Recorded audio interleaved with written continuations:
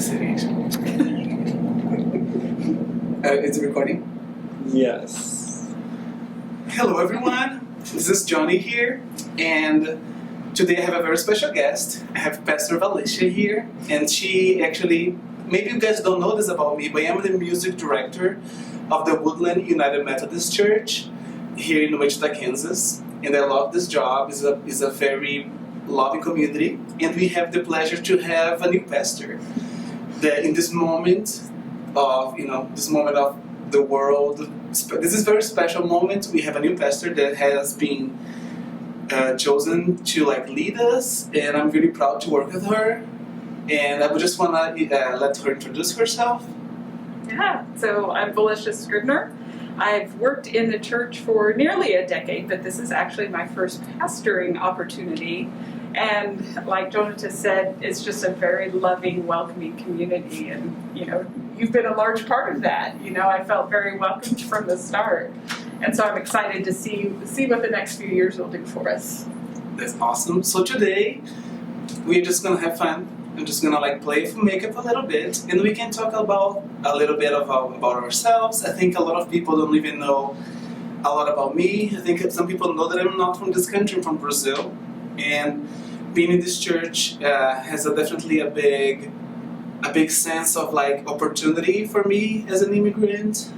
I felt totally from the beginning always being treated as equal. There was never a moment that I felt, And before Pastor Valish, we had Pastor Beck, that is also have a very special place in the heart of the people in this church because she is a black female immigrant, and that doesn't matter, but it does matter. It's matter that we are just, I step up to just treating people as equal. That's all. All right.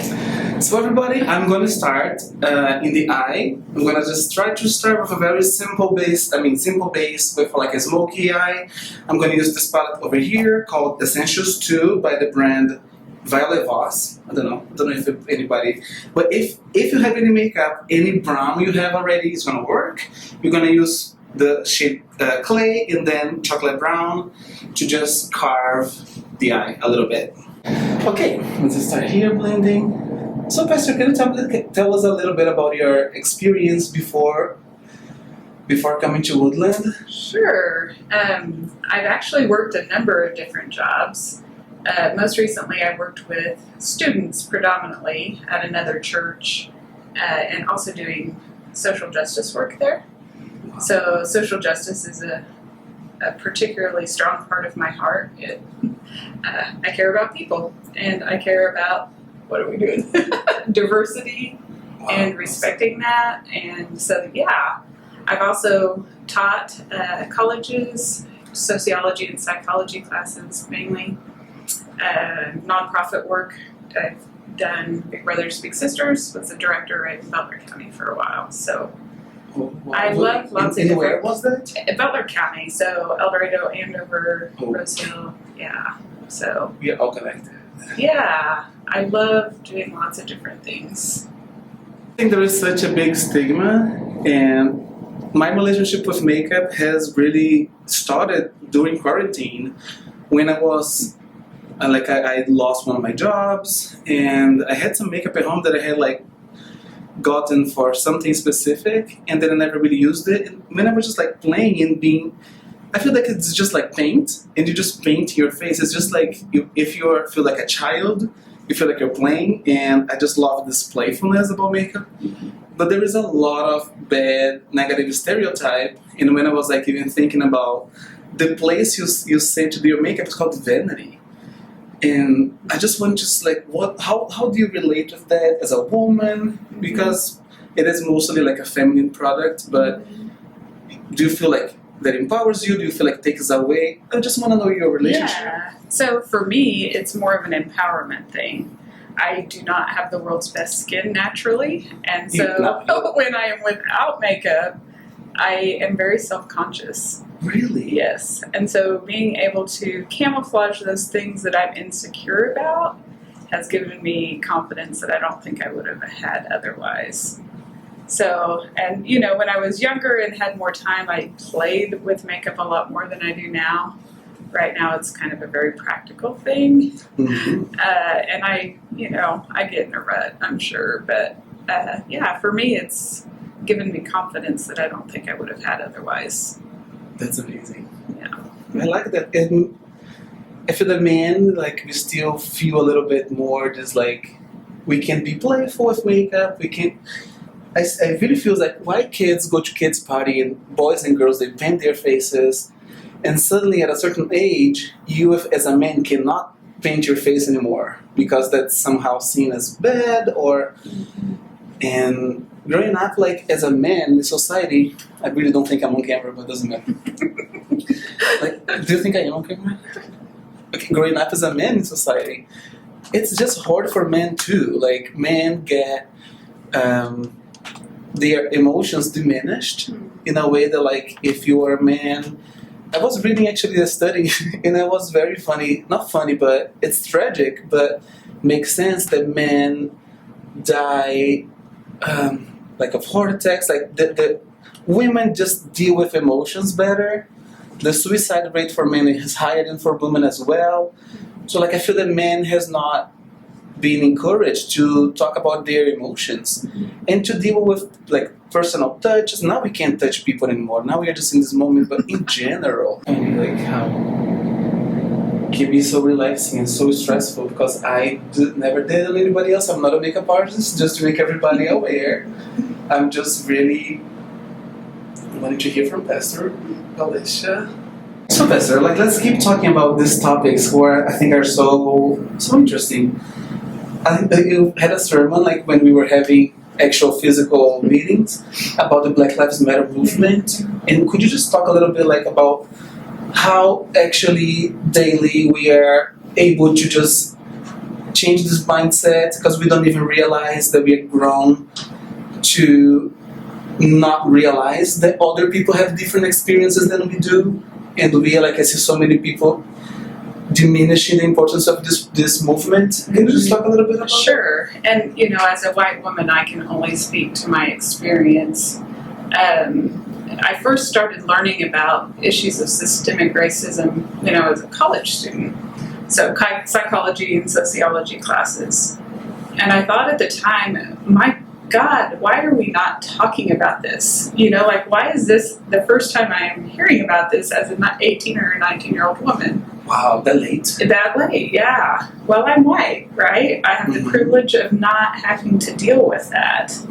And, some of the students who are in the same classes as me, who are people of color, were like, well, yeah. Their lived experience was like, duh. And here I am as a white person and totally ignorant really of my race and anybody else's race and how it impacts everything. And so, white people in particular really have to take the initiative to educate themselves and to hear stories of people of color to start to understand. And, as a white person, I will never fully understand what it means. But I can be intentional in trying to understand and advocate. So, as a white person, I see my voice being the most effective in addressing other white people and encouraging them in their journey. So when they say things, I can be like, and what about this, right? Like, having that door to people that I cannot reach is just so important. Yeah. Well, because I'm from another country, I think that my relationship with racism, it is just so different. Like, my country, we do have, like, a big history of slavery. I definitely, as you guys can see, I am mixed. So I am also black. I feel that, like, I'm mixed. And then in this country, I literally started understanding the importance of me knowing the history of part of me. You know what I mean? Like, I never really understood about slavery. I never really read about. And turns out that one of the biggest important things to me is that when black people was taken from his families in Africa, they lost the contact with the matriarchs. I think the African culture is way different in that way. It's way more matriarchal. And they lost that connection to their history. So, like, when you don't have history, Education is important. You have to know who you are. If you don't know who you are, if someone tells you you're not worth it, you just, you don't know better. And now we are knowing, and now we can know who we are. Okay, now just keep building this eyeshadow. Okay. Well, and I think, the education on history is important, but it's also important to be educated from a vantage point that's not white and male. Like as an American, I read textbooks that were written from a very particular viewpoint, and viewpoints from other people groups were not readily available. And so, again, you have to be intentional about seeking out those stories because they do exist and they help us understand as a whole what it means to be an American and not just what it means to be a white American male. So, and straight now too, right? And cisgendered and all of that. I just feel that I came here and I'm going to talk about my experience coming to this country, and you just, most countries, when you hear stories about what can happen, about racism and all these things, you hear things that sometimes taken to an extreme in reality. So when I came to this city is in the heart of America, it's in the very country kind of city. So many people think it's going to be a place for prejudice, for racism, for homophobia. And I think that Wichita is actually very welcoming. There is issues here. I do see in my daily life things happening to me that I'm just I see that's racism. That's not happening because of anything else, but I just feel so proud to be here. So proud to be in this country. And I feel I can't speak. I can't have a voice, because if I voice something, people can say if you don't like it, leave. No. And leaving is not an option. I am here. Well, you probably know that I'm married to my husband is over here, Tim Jones, and he's just doing really well. He's teaching now at WSU, and I just feel that you can be at a better place. You can just be able to love people without boundaries. Because I think that pretty much this is what Jesus' biggest message is. People are judging other people, and he would judgment. Only God, it's only the person who can judge. Other than that, we love. Yeah. I'm gonna get this palette by Morphe, the 35V. Okay. Oh, this is really pretty. I don't know if you guys can see how beautiful this shade is of bluish green. And I'm gonna use this one as a liner. I'm just gonna coat the brush. Then I have to touch your face a little bit and just.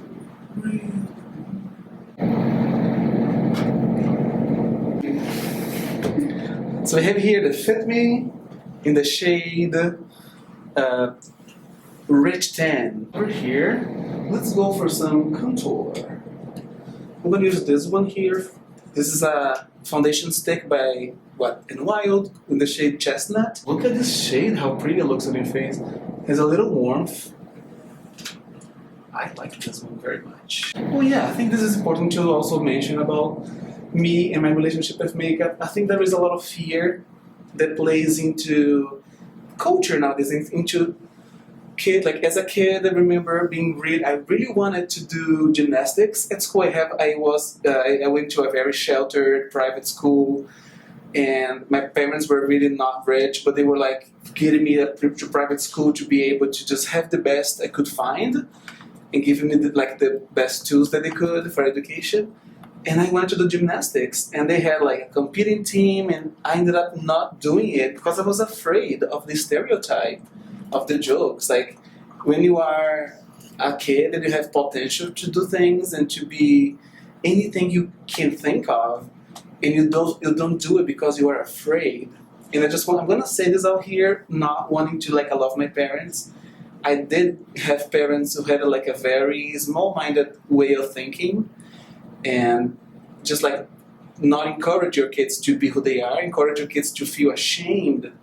And then when you go out in the world as an adult, you're so a little bit broken, because you feel if your parents who brought you to this world are not really supporting you for what you want, you don't believe that anybody will. It is a sad story. But you build this confidence of like being out and being you, it's just really important. And the quicker we go over it, the quicker we heal, the better. Like my parents and I had a way better situation. We are just communicating better. But it's good to also acknowledge that I don't want kids in the future to go through what I went through. It's just unfair. Kids deserve love, encouragement, and that will make them strong to go conquer their dreams later on, for sure. Okay, let's just put a little bit more blush. Now, mascara. We need the mascara. We need to finish the eye. And the mascara is right here. Oh, this looks so beautiful. Look at Revlon. Yeah. If there is anything you want to change, more, I think it's very subtle. Don't think I overdid blush or anything like that. So you know, like. I just feel like if I just make something that is not great, this is the beauty about makeup. You just wash it off. That's right. Okay, so hello everybody. So I'm so happy I have here the final result. You're still in video. I know.